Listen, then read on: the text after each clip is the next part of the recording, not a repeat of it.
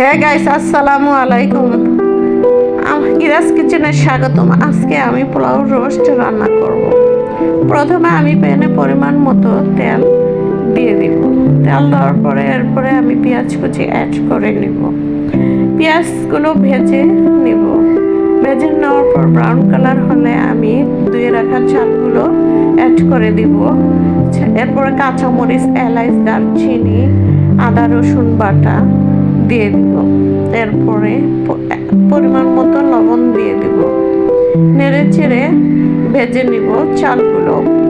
এরপরে পরিমাণ মতো পানি অ্যাড করে দিব।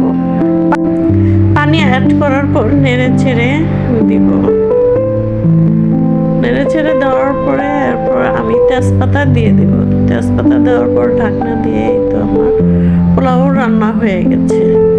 পোলাওটা নেড়ে চেড়ে উল্টিয়ে পাল্টিয়ে দিব। এই তো আমার পোলাও রান্না কমপ্লিট।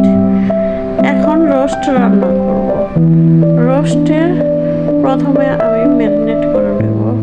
আদা রসুন বাটা, মরিচের গুঁড়ো, পরিমাণ মতো লবণ দিয়ে ম্যারিনেট করে নিয়েছি। এরপরে আমি প্যানেতে পরিমাণ মতো তেল দিয়ে রোস্টগুলো ভেজে নেব।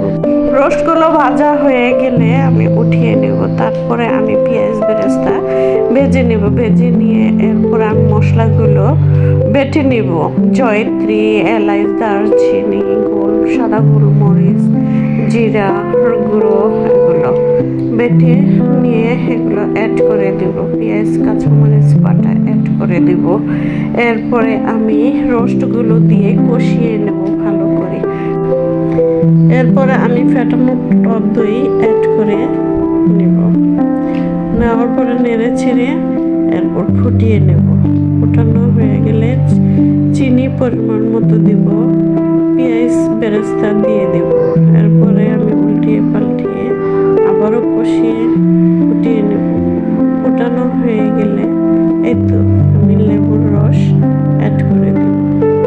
এই তো আমার রোস্ট রান্না হয়ে গেছে। গাইস, আমার রান্নাটা কেমন হয়েছে কমেন্টে জানাবেন এবং লাইক, শেয়ার, কমেন্ট করবেন। ইউটিউব চ্যানেল হলে সাবস্ক্রাইব, ফেসবুক হলে ফলো এবং শেয়ার করবেন। ততক্ষণ পর্যন্ত ভালো থাকবেন, সুস্থ থাকবেন। আল্লাহ হাফিজ।